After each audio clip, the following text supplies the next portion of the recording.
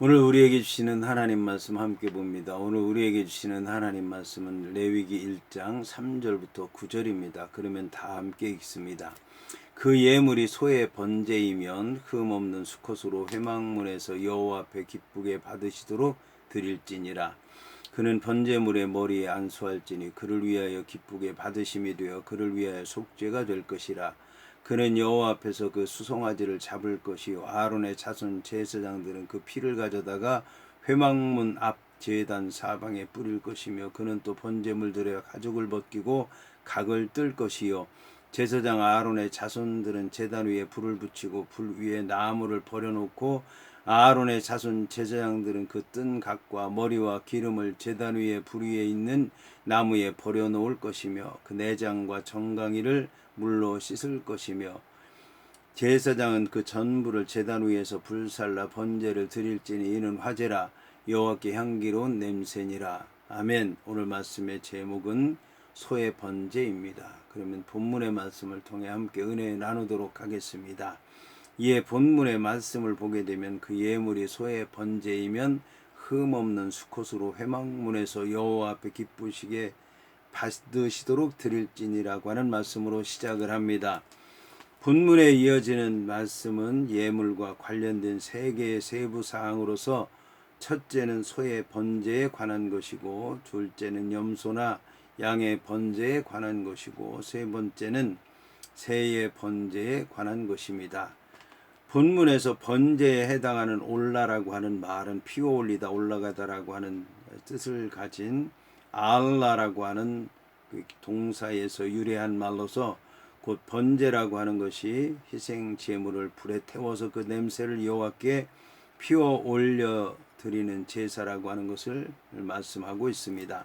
이와 함께 번제는 고대의 제사법 중에서 가장 일반적이고 오래된 제사 형태로서 모든 제사 중 가장 기본적이고 중심적인 제사라고 하는 것을 알 수 있습니다. 한편 구약의 5개 5대 제사는 번제, 소제, 화목제, 속제제, 속건제입니다. 본문에서 흠이 없다고 하는 말에 해당하는 타밈이라고 하는 단어는 신체적으로 아무런 결함이 없고 하자가 없는 온전한 상태를 가리킵니다. 이것은 번제 제물로서 하나님께 바쳐질 희생 제물의 가장 필수적인 조건입니다. 흠없는 제물은 그 제물을 받으시는 거룩하신 하나님의 온전한 속성과 일치해야 한다고 하는 점에서 반드시 제물을 드리는 성도들에게 요구된 것입니다.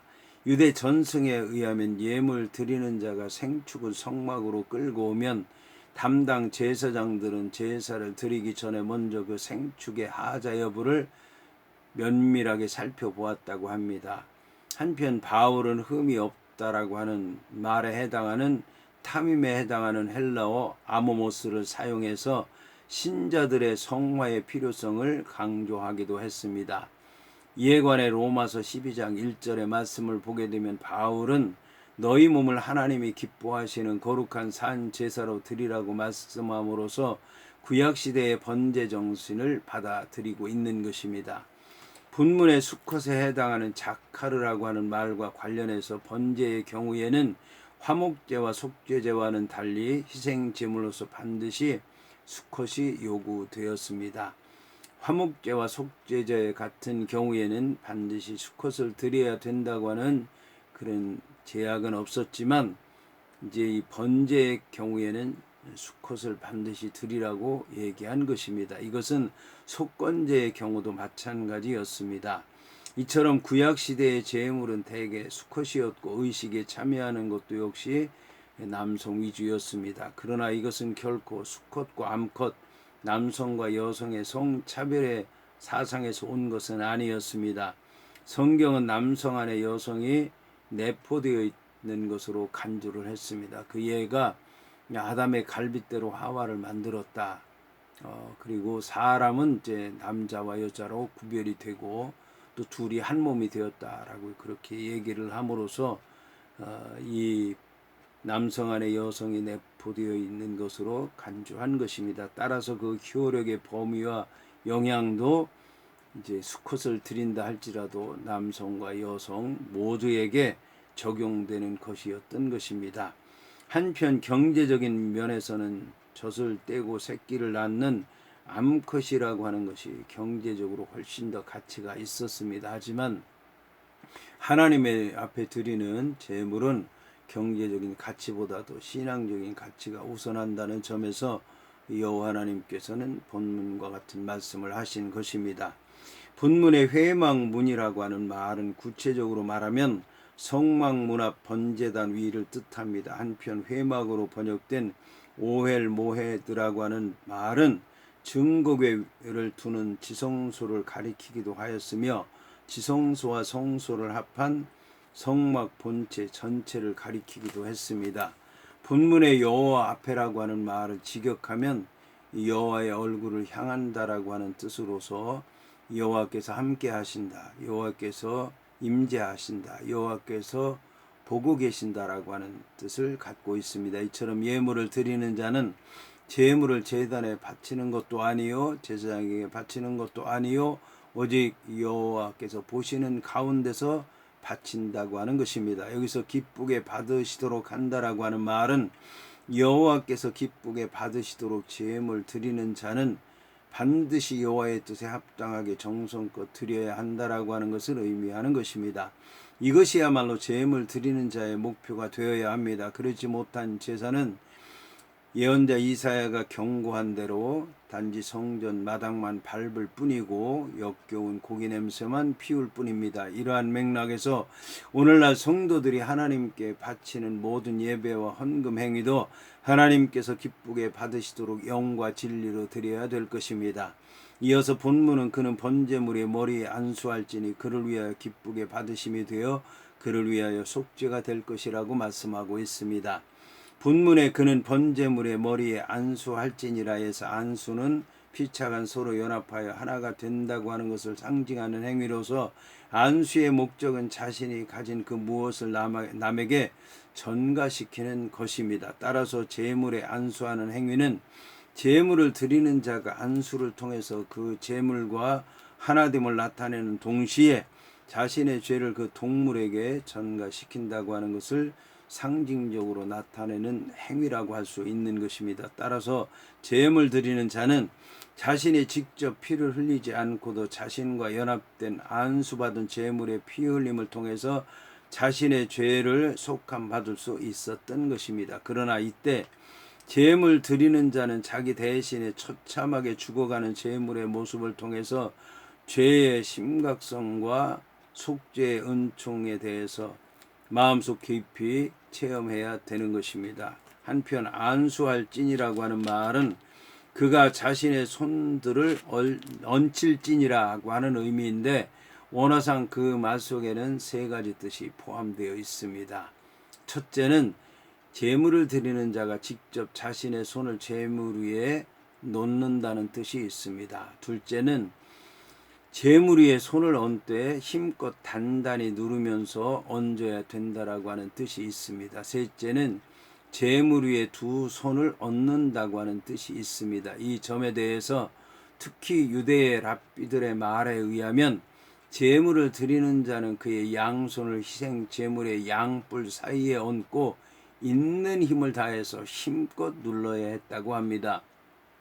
본문에 그를 위하여 속죄가 될 것이라고 하는 말에서 속죄하다라고 하는 말 카파르는 본래 덮다 가리다라고 하는 뜻입니다. 따라서 속죄가 된다고 하는 의미는 여호와 앞에서 제물 드리는 자의 죄가 덮어지고 가리워진다는 뜻입니다. 하지만 구약 시대에 있어서 동물의 피에 의한 속죄의 효능은 극히 일시적이고 제한적이었을 뿐이요 근본적인 속죄의 효능은 가지지 못했던 것입니다. 그래서 구약의 제사 드리는 이들은 계속해서 제물을 드려야 됐던 것입니다. 한편 본문은 번제에도 속죄제에서처럼 속죄의 효과가 나타난다라고 하는 것을 의미하고 있습니다. 소제를 제외한 모든 제사가 피를 필요로 합니다. 그것은 인간의 죄악을 속하기 위한 것이기 때문입니다.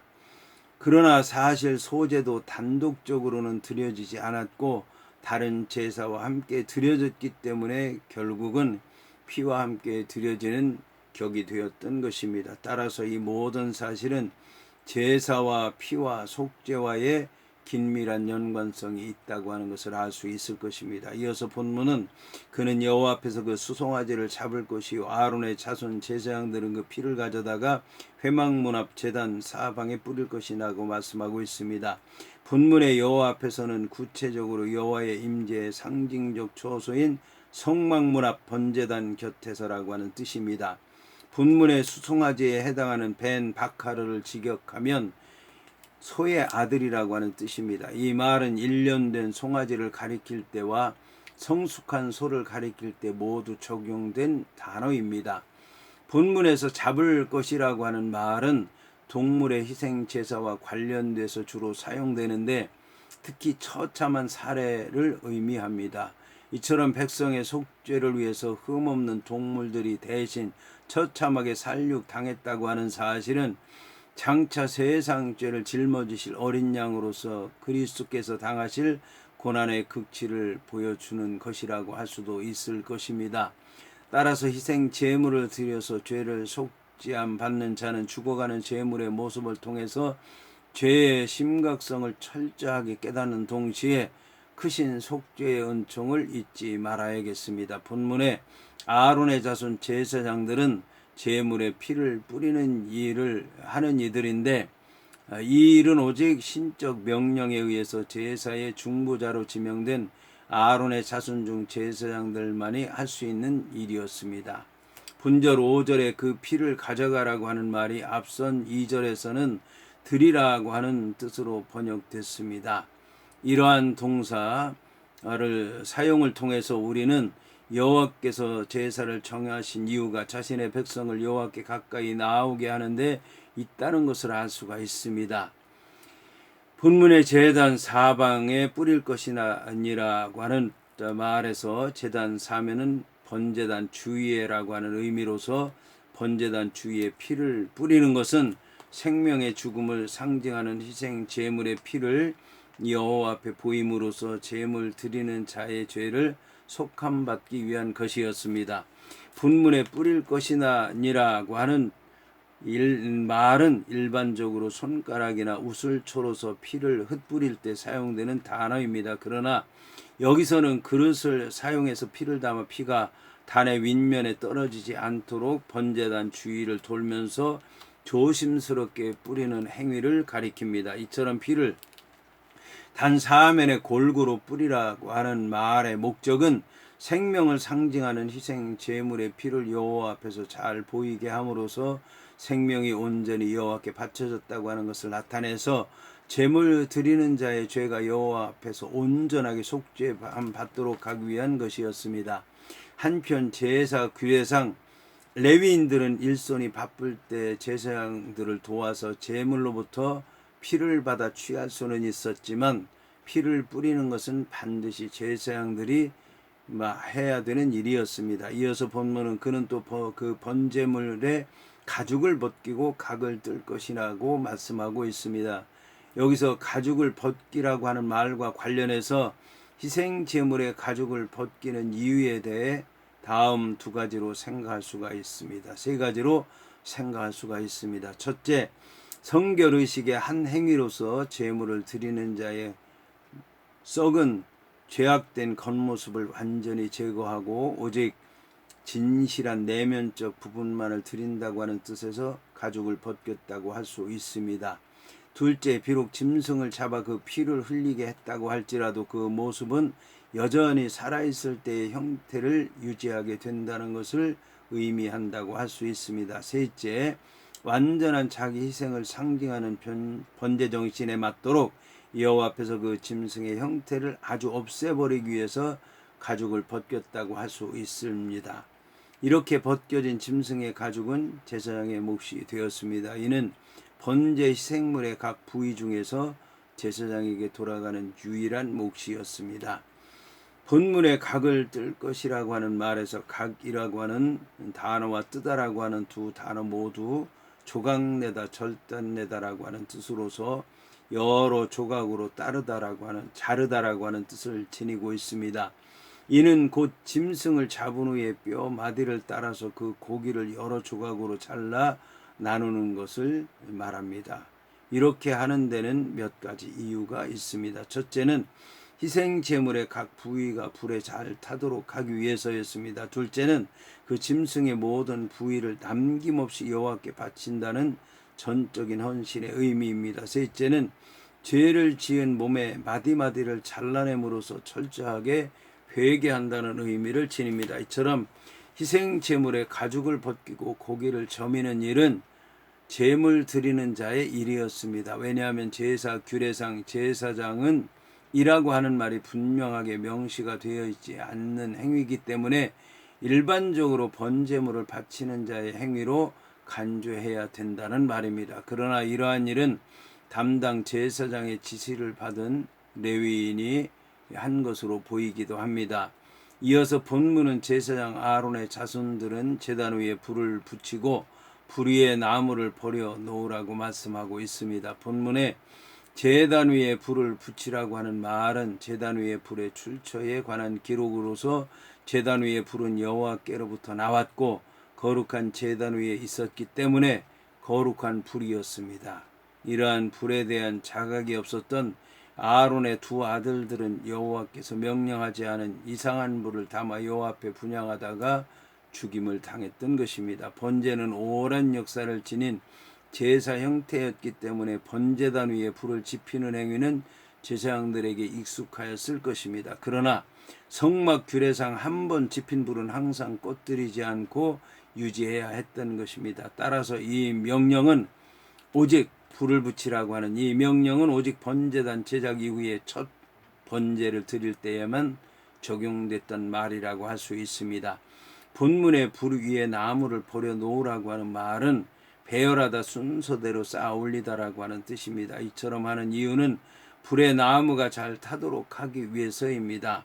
이어서 본문은 아론의 자손 제사장들은 그 뜬각과 머리와 기름을 제단 위에 불 위에 있는 나무에 버려 놓을 것이라고 하는 말이 나오는데, 여기서 기름이라고 하는 것은 살과 내장으로부터 떼어낸 희생 제물의 지방을 가리킵니다. 이것은 제단 위에 불을 더욱 잘 타오르게 하였을 것입니다.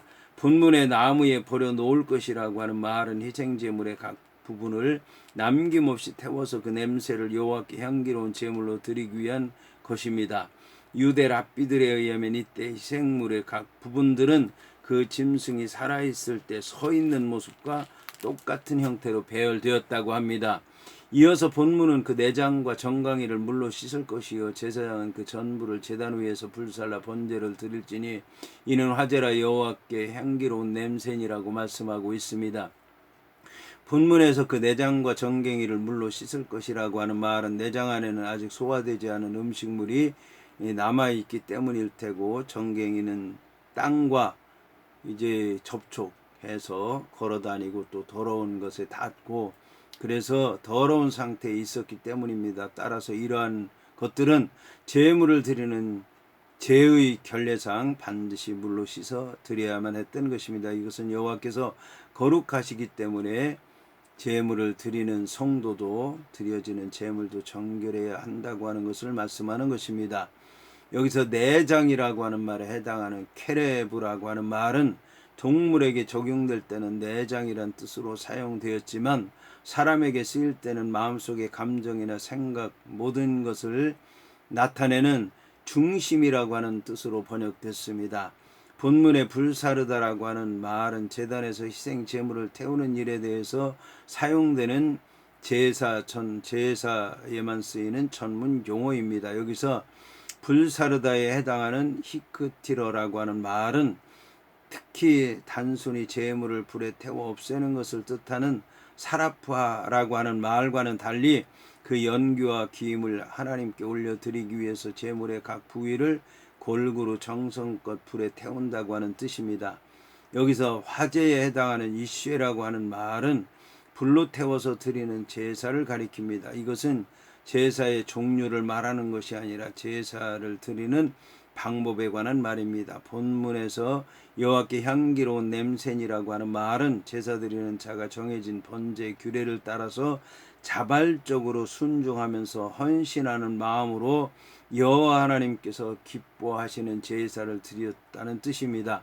여기서 특히 향기롭다라고 하는 말은 편안하다, 쉰다, 휴식한다라고 하는 뜻을 갖고 있습니다. 이것은 희생 제물이 여호와께 연락됨으로 말미암아 죄로 인한 여호와의 진노가 멈추고 이제는 안정되고 평화로운 안식의 상태가 되었다는 것을 의미합니다.